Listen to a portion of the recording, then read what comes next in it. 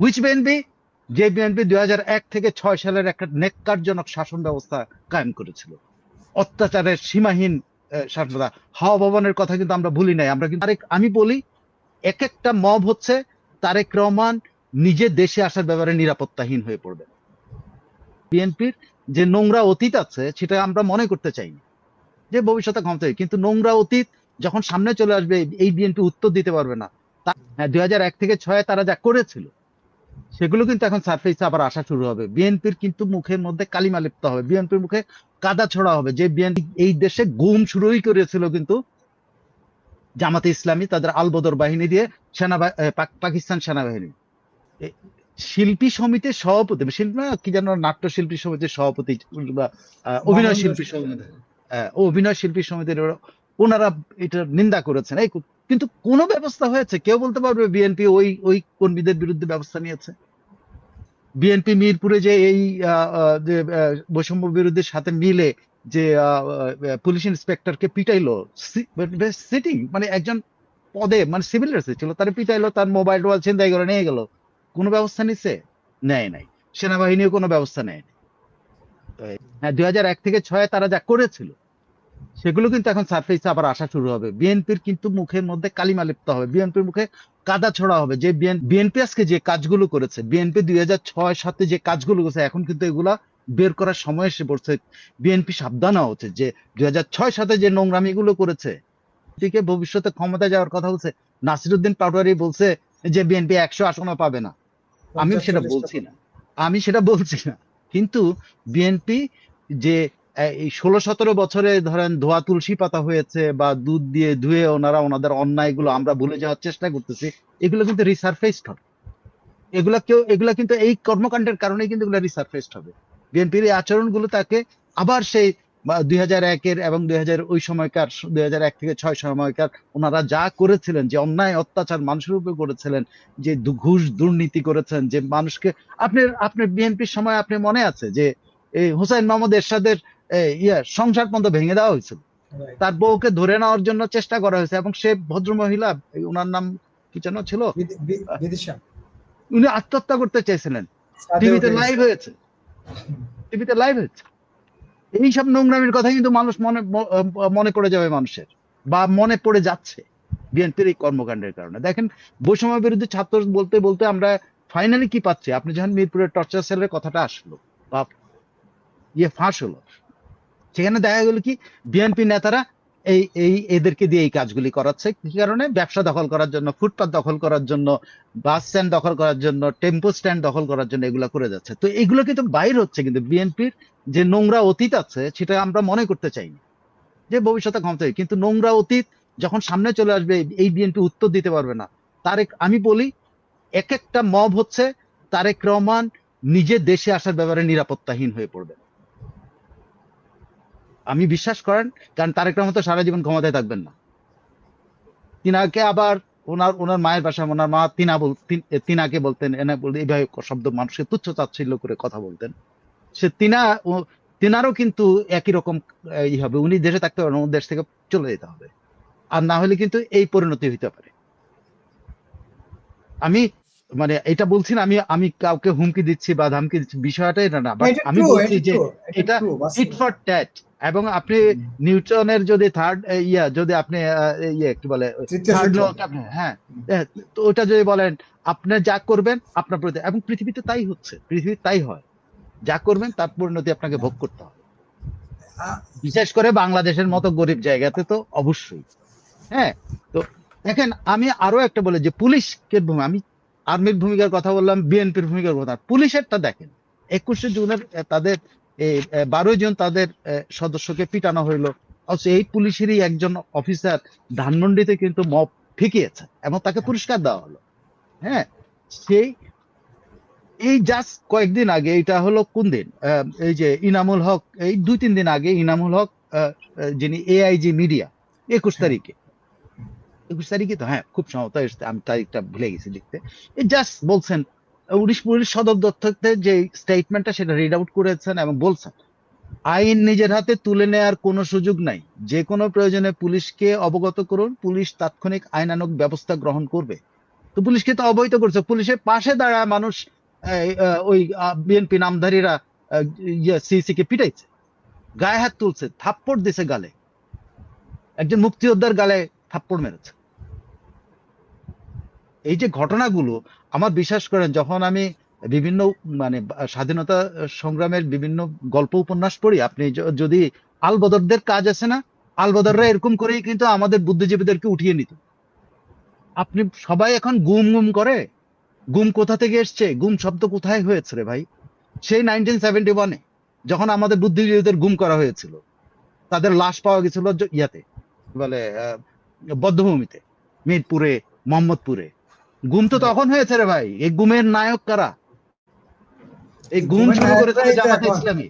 গুমের গুমের নায়করাই গুম তো শুরু এখন শাসন গুমের করতেছে। গুম শুরু করছে জামাতে ইসলামের। এই কথাগুলো কিন্তু এখন আসতে, এখন যত ওই যে সাফেদ সাদা দাড়ি নিয়ে আপনি জনগণের সামনে আসেন না কেন, আপনাদের অতীত কিন্তু ওই সেই চেহারা, যে এই এই দেশে গুম শুরুই করেছিল কিন্তু জামাতে ইসলামী তাদের আলবদর বাহিনী দিয়ে, পাকিস্তান সেনাবাহিনী।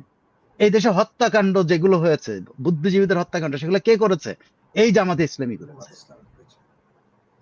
পাকিস্তানি আর্মি মুক্তিযোদ্ধাদের সাথে ফাইট করেছে, কিন্তু আমাদের দেশের সাধারণ মানুষকে কারা মেরেছে? রাজাকাররা মেরেছে। বেশিরভাগ আমাদের রাজাকাররা এই আমাদের দেশের মানুষদেরকে অত্যাচার করছে, নির্যাতন করছে, আমাদের মা বোনের উপর নির্যাতন করেছে। কে করছে বলেন? দিস ইজ হোয়াট দ্য জামাতে ইসলামী, and that Jamaat Islami is almost in power. With whom? With BNP. Which BNP? যে বিএনপি 2001 থেকে 6 সালের একটা নেক্কারজনক শাসন ব্যবস্থা কায়েম করেছিল, অত্যাচারের সীমাহীন শাসন। হাওয়া ভবনের কথা কিন্তু আমরা ভুলি নাই, আমরা কিন্তু বলি না এগুলো। কেন বলি না? যে আশা করি যে বিএনপি গত 17 বছরে দুধ দিয়ে গোসল করে এখন পরিশুদ্ধ হয়ে বেরোচ্ছে, আমরা আশা করেছি। কিন্তু সেটা কি হচ্ছে? গত 17 বছরে তো কোনো বিএনপির নেতাকে এরকম করে গলায় জুতার মালা দিয়ে ঘুরানো হয় নাই, এটা বলতে পারবে না বিএনপি। কোন ছাত্র দলের নেতাকে এরকম জুতার মালা, হয়তো আমি আমি এটা বিশ্বাস করি যে ছাত্রলীগ তাদেরকে হলে থাকতে দেয় নাই, কিন্তু তাদেরকে জুতার মালা গলায় দিয়ে ঘোরানো হচ্ছে। এটা এরশাদ আমলের কথা মনে পড়ে যায় আমার, জানেন? হ্যাঁ, ওই সময়ের কথা মনে পড়ে যায়। ওই সময় কিন্তু এরকম তৎকালীন বিখ্যাত এখনকার কবি, তিনি একজন নারীকে, একজন নারী ছাত্রীকে গলা জুতা মালা দিয়ে ঘুরে গেছে। এগুলো কিন্তু মনে পড়ে যাবে, এগুলো কিন্তু সামনে চলে আসবে। ওই ধোঁয়া তুলসী পাতা ওইসব নেতাদের সবার চেহারা কিন্তু বেরিয়ে যাবে, প্রত্যেকের ইতিহাস বের করবে। এটা আমি বের করব না, কিন্তু আরেকজন কিন্তু উৎসাহিত হবে এটা বের করার জন্য, কারণ তারা অতীত জানতে চাইবে। এই জামাতের অতীত গুমের অতীত, এই জামাতের অতীত হত্যাকাণ্ডের অতীত, এই জামাতের অতীত আমাদের বুদ্ধিজীবীদেরকে গুম করার অতীত, সেখান থেকেই গুম। আর এখন গুম গুম করতে করতে গুম কমিশন বানায়। 71 সালের গুমের বিচার হোক আগে, আলবদরদের বিচার হোক। সেই বিচার তো সব বন্ধ করে না, আলবদররা বিচার করতেছে আমাদের কি বলে আইসিটিতে, তাই না?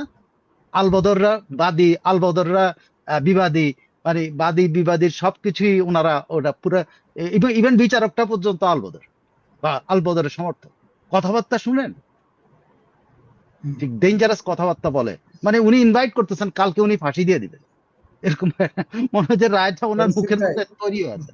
হ্যাঁ, তৈরি হয়ে আছে সেই বিচারক। আমি জানি না আপনি কথা বলার কারণে আবার বিচার ব্যবস্থা আপনার ঘাট ধরে কিনা, আমি জানি না। সো বাট আপনি কিন্তু আমারে বলছেন যে প্ল্যাটফর্ম আমি আমরা বললে বিচার আপনার কোনো সমস্যা না, নেই। আমরা বিচার ব্যবস্থা নিয়ে একটু থাকবো আর কি। না, কেন? অসুবিধা কেন আপনি এই দেশে কেন এরকম ঘটনা হবে যেখানে বাদ কি যেন, যিনি বিবাদী তার আইনজীবী বাদী পক্ষের আইনজীবী, বাদী পক্ষের মানে কি বাদী দলের আইনজীবী, আমি সেটা বলছি, সরকারের আইনজীবী তো না, বাদী দলের আইনজীবী। সো এগুলা কিন্তু সবাই মনে রাখবে। তো আপনি বিএনপির অবস্থান, পুলিশের অবস্থান, সেনাবাহিনীর অবস্থান সব জায়গায় দেখলাম যে এটা আসলে হুঙ্কারেই রয়ে গেছে, এখন পর্যন্ত এটাকে নিয়ন্ত্রণ করা যায়। তবে এগুলো কিন্তু সব অতীতকে স্মরণ করিয়ে দিচ্ছে। এই সেই মব, যদি আপনি যদি বাংলাদেশে মবের বলেন, হ্যাঁ অনেক গণপিটুনিতে মারা গেছে, কিন্তু মব তো করা হয়েছিল এরশাদের বাসায়। ভাই এগুলা ভুলে গেছেন আপনারা? I I I choose to আজকে আপনাকে মনে করিয়ে দেওয়া সেই বিদিশার উপরে যে অত্যাচারটা হয়েছিল, সেটাও তো মব দিয়েই হয়েছিল। পুলিশ পাঠায়া নিজেরা গিয়া তারপরে এটা করেছে। এরশাদ পরে বলেছিল আমার সংসার ভেঙে দেওয়া হয়েছে। I remember that. এরশাদ মারা গেছেন, কিন্তু বিদেশা নিশ্চয়ই বেঁচে আছে। এবং আমি কিন্তু এই কথাগুলো কেন বললাম, যে যে প্রতিশোধমূলক যে পদক্ষেপগুলো বিএনপি এবং বিএনপিরা প্রশ্রয় দিচ্ছে, এই বিএনপিরা গত 17 বছরে কিন্তু এরকম প্রতিশোধের, হয়তো ওনারা টেম্পো স্ট্যান্ডে চাঁদা খাইতে পারেন নাই, হয়তো বালু মহলের বালু চুরি করতে পারেন নাই, ওনারা টেন্ডারবাজি করতে পারেন নাই, ওনাদের মানে কি বলে ঘুষ দুর্নীতি ওনারা করতে পারে না, সবটা আওয়ামী লীগ করেছে, এটা হইতে পারে, এটা হইতে পারে, কিন্তু ওনাদের কি কেউ তো গলায় জুতা মালা দিয়ে ঘোরায় নাই। হ্যাঁ, কেন আওয়ামী লীগের সময় তো তার বিএনপি পন্থী ব্যবসায়ীরা দিব্যি ব্যবসা বাণিজ্য করে গেছেন এবং আমি সেটাই বলছি, যে দুর্নীতিটা সেটাই ইয়ে সেটাই করে বলছি, গেছেন। আপনি আপনি যেভাবে আমি আরো আরো বলি, এই যে মব নিয়ে আপনার বিশাল, এই যে এই সরকার নিয়ে কথা বলছেন, এই সরকারের একটা মানে কি বলে আন্তর্জাতিক ফ্রড, আমি এটা বলি, সে নিজে একটা ফ্রড। এবং এই যে আপনি আমি ফাঁক দিয়ে একটা কথা বলি, আমাদের অর্থ উপদেষ্টা বলেছেন যে বাংলাদেশ নাকি কত মানুষ আছে তারা কিন্তু ট্যাক্স দেয় না। আরে ভাই, আপনার প্রধান উপদেষ্টা ট্যাক্স দেয় না, সেটা কর না কেন? এটা তো কয় না। এই বাটপার, এদেরকে বাটপার ছাড়া আর কি বলবেন আপনি? মানে আমার শব্দগুলো বলা হচ্ছে, আমি আমার আমার মানে রাগে ক্ষোভে শব্দগুলো বেরোচ্ছে না। এলা আমি সাধারণত, আপনি খেয়াল করে দেখেন, আমি চেষ্টা করি নিজেকে নিয়ন্ত্রণে রাখতে, কিন্তু আজকে সিইসি কে দেখে, একজন মুক্তিযোদ্ধার এই পরিণতি দেখে আমার আমার মনে হচ্ছে যে এটা আমাদের মাটি ফাঁক হয়ে যায়, আমরা গর্তে ঢুকে পড়ি। বিএনপির বিএনপির এই ধরনের কর্মকাণ্ড বিএনপিকে আসলেই, আর নাসিরুদ্দিন পাটোয়ারিরা যা বলে বিএনপিকে সেদিকে ঠেলে দিচ্ছে।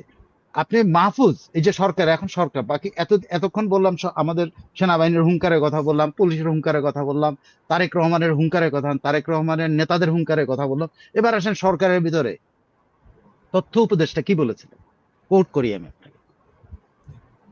তথ্য উপদেষ্টা বলেছেন, জনগণকে জানাতে চাই, যেখানেই মব জাস্টিস, উনি জাস্টিস বলছেন, যে জাস্টিস না, এটা মব ভায়োলেন্স পরিস্থিতি হবে, সে যেই হোক না কেন, যে ধর্মের, যে লিঙ্গের, বর্ণের, জাতের হোক না কেন, আমরা এখন থেকে কঠোর ভূমিকা অবতীর্ণ হব। কোথায় মাহফুজ সাহেব, এই শিপার শালার মাহফুজ সাহেব, যিনি নাকি কি যেন ইউনুস সাহেবের বাসায় মেটিকুলাস ডিজাইনার এবং মাস্টার চিফ মাইন্ড।